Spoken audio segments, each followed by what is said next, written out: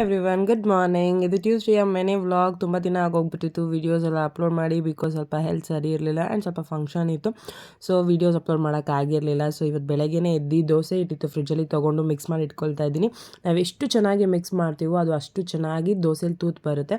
So ಸಿಂಪಲಾಗಿ ಒಂದೊಂದು ಚಟ್ನಿ ಮಾಡ್ಕೊಳ್ಳೋಣ ಅಂತ ಚಟ್ನಿಗೆ ನಾನು ಹುರಿದಿರೋ ಕಡಲೆ ಬೀಜ, ಮುಂಚೆನೇ ಒಂದು ಬಾಣಲೆಗೆ ಎಣ್ಣೆ, ಸಾಸಿವೆ, ಕಡಲೆಬೇಳೆ, ಕರ್ಬೇವಿನ ಸೊಪ್ಪು, ಪುದೀನ, ಒಣಮೆಣ್ಸಿನ್ಕಾಯಿ ಹಾಕ್ಕೊಂಡು ರೋಸ್ಟ್ ಮಾಡಿ ಇಟ್ಕೊಂಡಿದ್ದೆ. ಅದನ್ನ ಹಾಕ್ಕೊಂಡು ಅದಕ್ಕೆ ಹಸೆಕಾಯಿ, ಬೆಳ್ಳುಳ್ಳಿ, ಹುಣಸೆಹಣ್ಣು, ಉಪ್ಪು, ಕೊತ್ತಂಬರಿ ಸೊಪ್ಪು ಹಾಕೊಂಡು ರುಬ್ಕೊಳ್ತಾ ಇದ್ದೀನಿ. ಆ್ಯಂಡ್ ನನ್ನ ಪಾಪುಗೆ ಈ ಥರ ಚಿಕ್ಕ ಚಿಕ್ಕ ದೋಸೆ ಹಾಕ್ಕೊಂಡ್ರೆ ಅವಳಿಗೆ ತುಂಬ ಇಷ್ಟ ಆಗುತ್ತೆ ಆ್ಯಂಡ್ ಬೇಗ ಬೇಗ ತಿನ್ಬಿಡ್ತಾಳೆ.